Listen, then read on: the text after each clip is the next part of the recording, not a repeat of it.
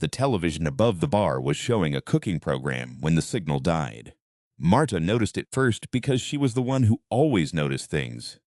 The draft under the door before it opened, the smell of rain before the clouds arrived, the silence that settled over Cafe Meridian like a second tablecloth at 17 minutes past 2 on a Tuesday in October. She was wiping the espresso machine when the screen went gray. Then it flickered back to life, but whatever it showed wasn't the cooking program anymore. She set down the cloth.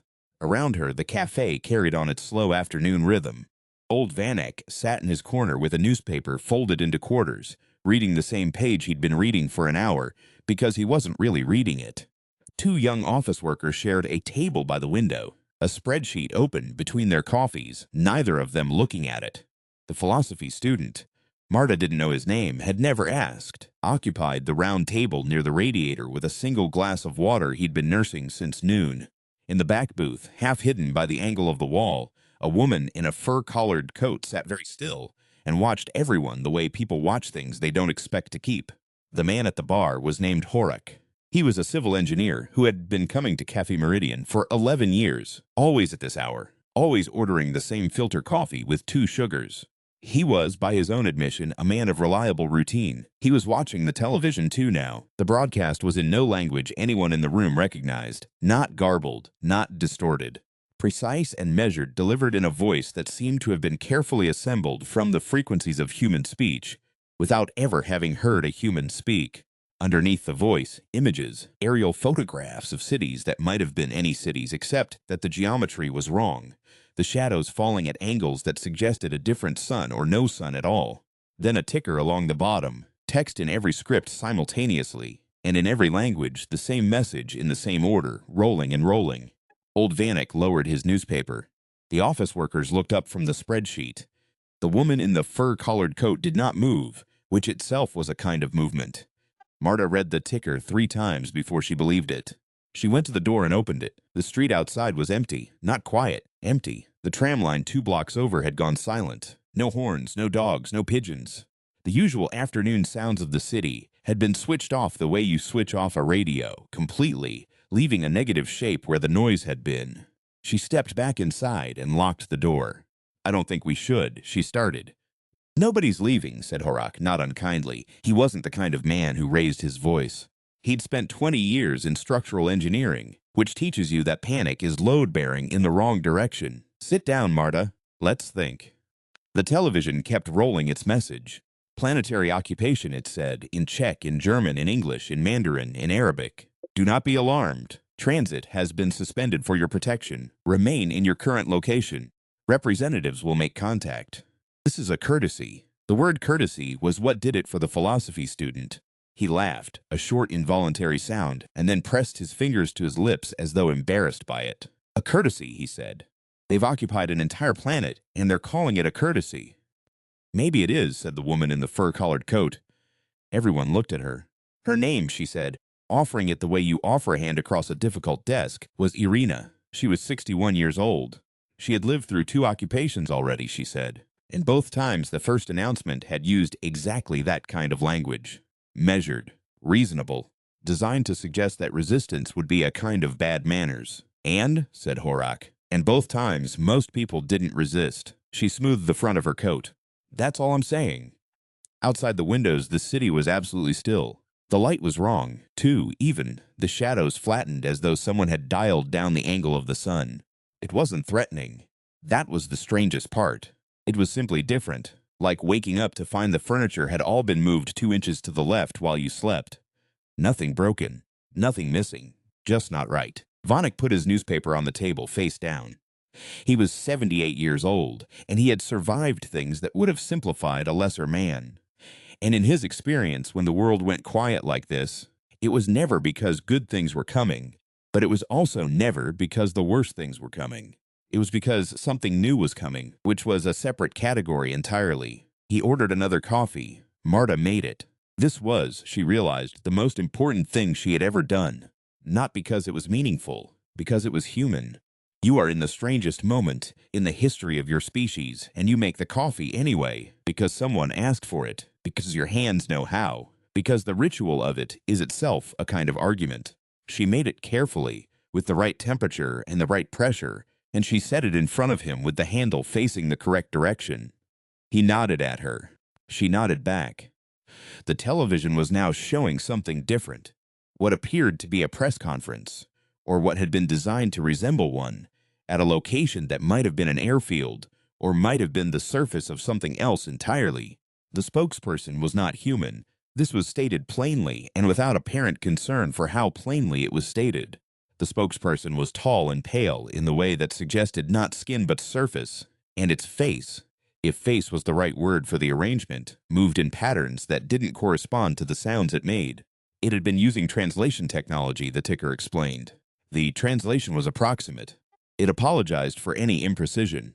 The philosophy student, his name was Tomasz, he finally said it, as though the moment had made formality irrelevant, had been thinking out loud for the past several minutes in a way that was either philosophy or anxiety, and the distinction was shrinking.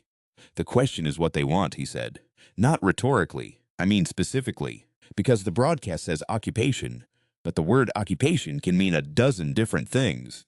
An occupation for the purpose of extraction is different from an occupation for the purpose of administration, which is different from an occupation for the purpose of replacement, said Irina.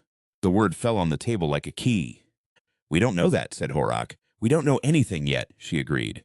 But we should decide, before we know, who we're going to be when we find out. This was the conversation that mattered. This was the one that Marta would remember decades later. If there were decades, the six of them, in a locked cafe in the flattened light of an occupied afternoon, arguing not about what the aliens wanted, but about what human beings owed each other and themselves when faced with something they couldn't fight or flee. Because the thing about the two office workers, whose names turned out to be Pavel and Lenka, and who were, it emerged, not just colleagues, but something more complicated than that, was that they represented something the aliens, whatever else they were, had clearly not accounted for. The spreadsheet was still open on the table. Pavel had pulled it toward him and was using the empty columns to write down everything that had happened in chronological order, times included.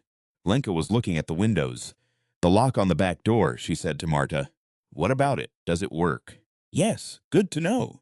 Horak had been thinking about load and stress in the way that was entirely automatic for him. If they wanted to harm us, they would have, he said. The broadcast went out globally. Transit suspended globally. That's not an act of force. That's an act of administration. You don't administer what you're about to destroy. Unless the administration is the point, said Dimash. What do you mean? I mean, some occupations don't end in destruction. They end in compliance. You don't kill the people. You just change what they're allowed to think and do and say and be until gradually the people that were there are gone and the people that remain have been made into something else. And nobody fired a shot. Nobody dropped a bomb. The change was administered. He said the last word with Irina's inflection deliberately. Courtesy.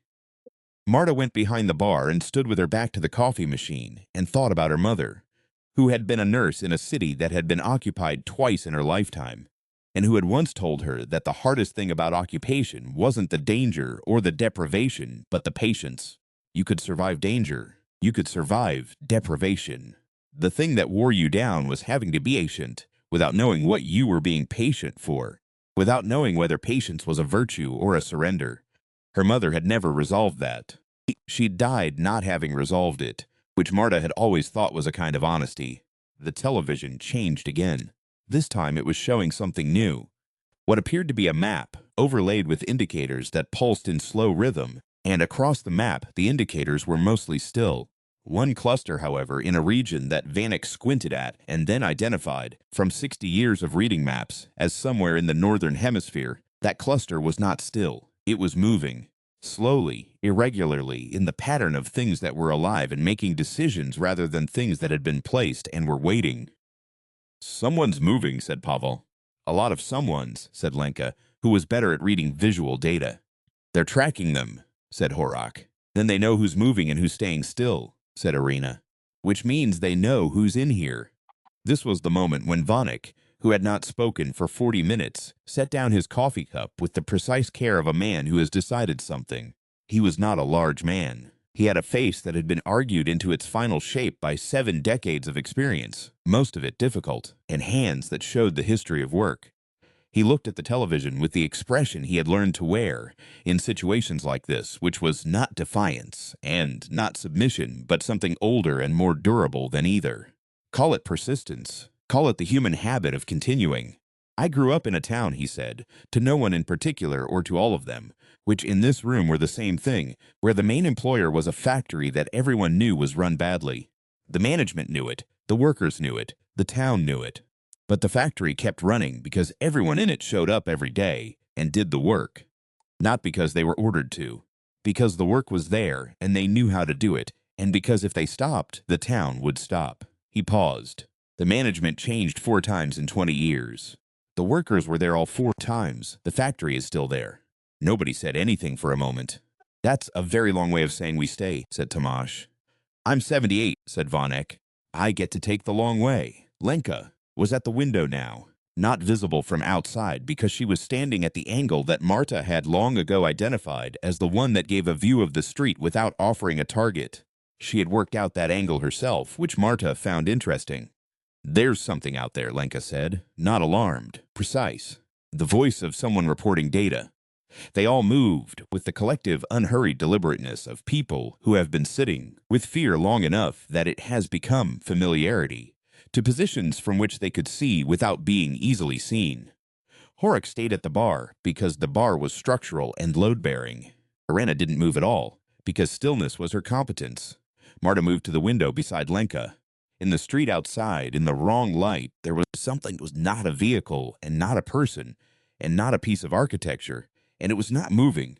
It was positioned at what an engineer would have recognized as the geometric center of the intersection, equidistant from all 4 corners, and it was simply there, the way important things are simply there, without arrival or announcement.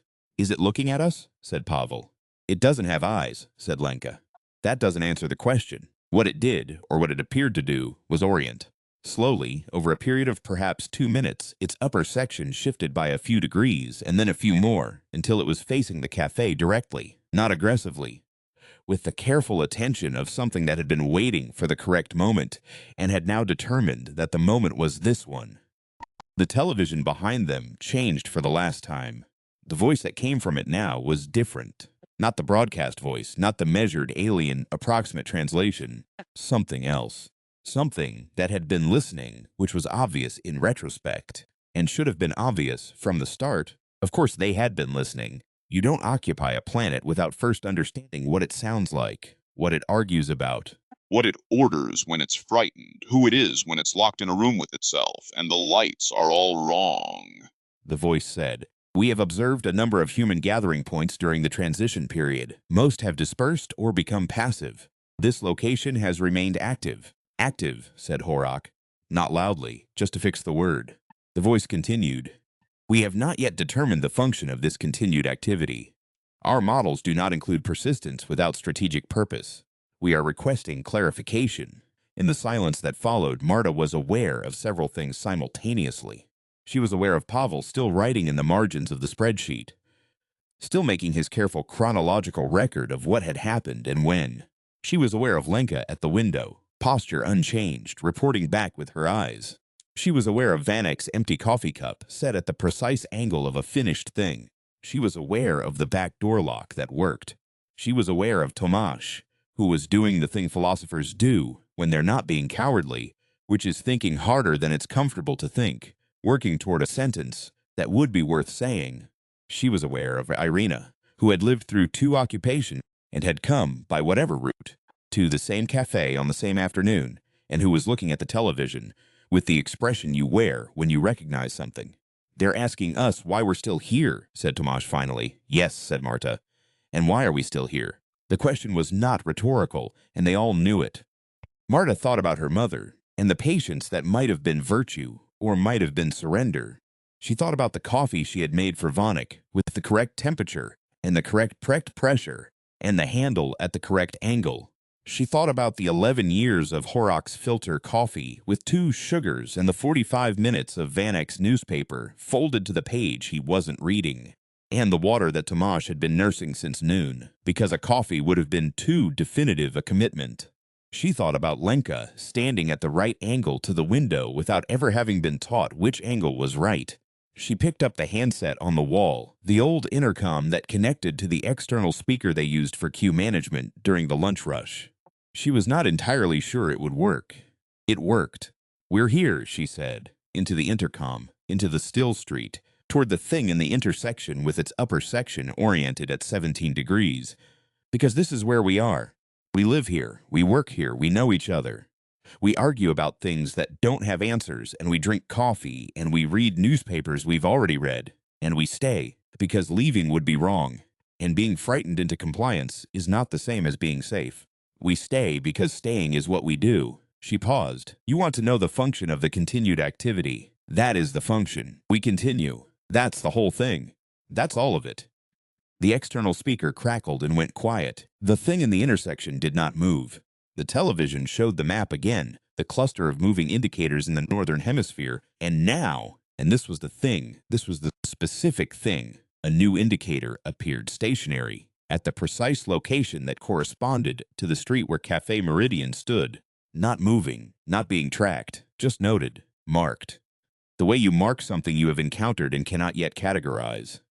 "They've labeled us," said Pavel, looking up from the spreadsheet. "What's the label?" said Horak. "Unknown type," said Lenka, who could read the indicators faster than anyone. "That's the label. Unknown type." Vanek made a sound that might, in a different era, have been the beginning of a laugh. "Unknown type," he repeated. "After everything. After all their technology and their broadcasts and their careful translation. Unknown type." He looked at his empty cup. "I'll have another coffee." The days that followed were quiet in the way that only very large things are quiet. Not the absence of sound, but the presence of so much context that individual sounds lost their definition. The broadcast continued. The transit suspension continued. The thing in the intersection remained, though its orientation shifted periodically in ways that might have been observation and might have been communication between itself and whatever network it belonged to. What happened inside Café Meridian in those days was not heroic in the conventional sense.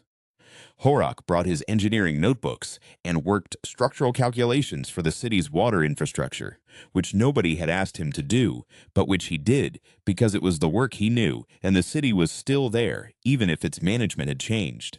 Pavel kept his chronological record, expanding it into something that was beginning to resemble testimony.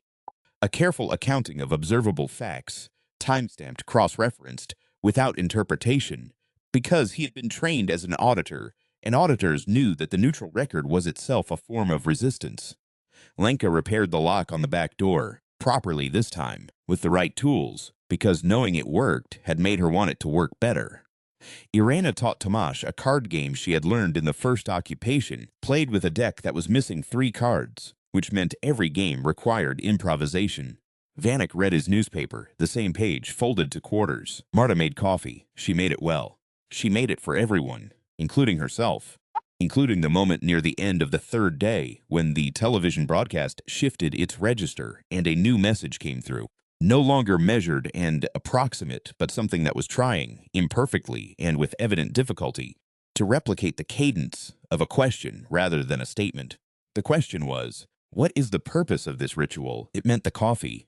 They had been watching long enough and carefully enough to identify the ritual and to recognize it as significant, and to not understand why, which was itself significant. Marta thought about how to answer and then didn't answer, because some questions are better left standing. Because if they couldn't understand yet, that was not a problem to be solved, but a distance to be crossed. And distances take time, and patience is a virtue when you know you're being patient towards something specific, even if that specific thing is just the continuation of being yourself in a world that has been rearranged. "Tell them it's warmth," said Tomasz. "Tell them it's a ceremony," said Irena. "Tell them it's 11 years, said Horak. Marta said nothing. She made the coffee. She set it on the bar with the handle facing the correct direction. She waited. The thing in the intersection observed the windows for a long moment. Then, slowly, with the deliberateness of a motion that had been considered from several angles, it lowered its upper section by a few degrees. Not a bow, not a salute. Something that had no name in either of their vocabularies, which was perhaps the closest thing to a genuine communication they had yet achieved. Pavel wrote it down. The time, the angle, the duration. Unknown type, he wrote at the top of the page and underlined it. There are things that empires, planetary or otherwise, cannot administer away. They have tried, in various configurations, across various scales of cruelty and patience, across centuries and light years, and the full bureaucratic imagination of species that have conquered more than they have built. They have suspended transit, and controlled information, and flattened the shadows, and called the whole enterprise a courtesy.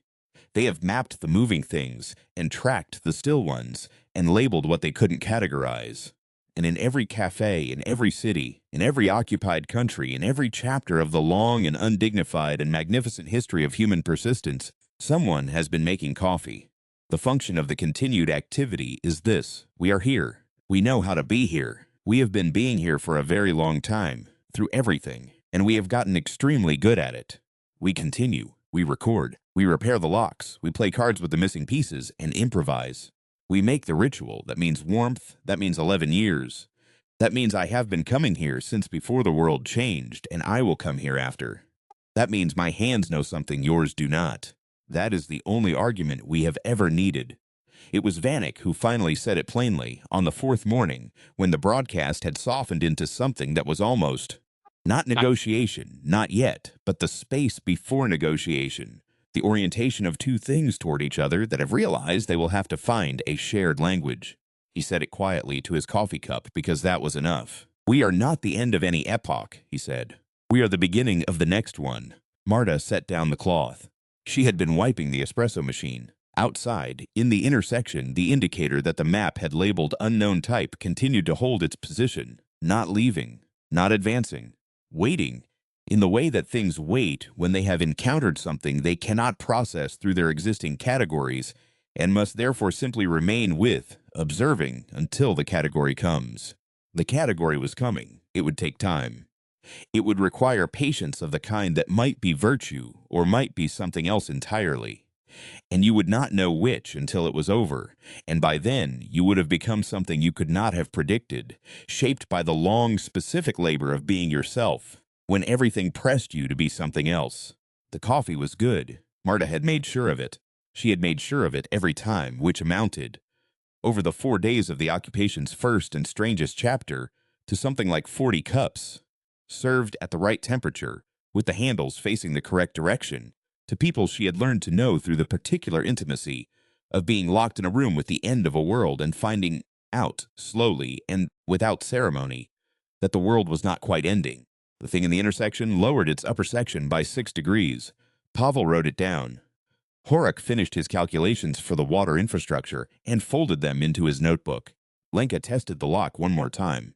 Rena shuffled the incomplete deck and dealt a hand to Tomasz, who had stopped trying to find the philosophy in the situation and had started simply living in it, which was, Marta thought, the better philosophy anyway. Outside, the light was still wrong. The shadows were still flat. But the coffee was right, and that, in the long run, was the kind of thing that mattered.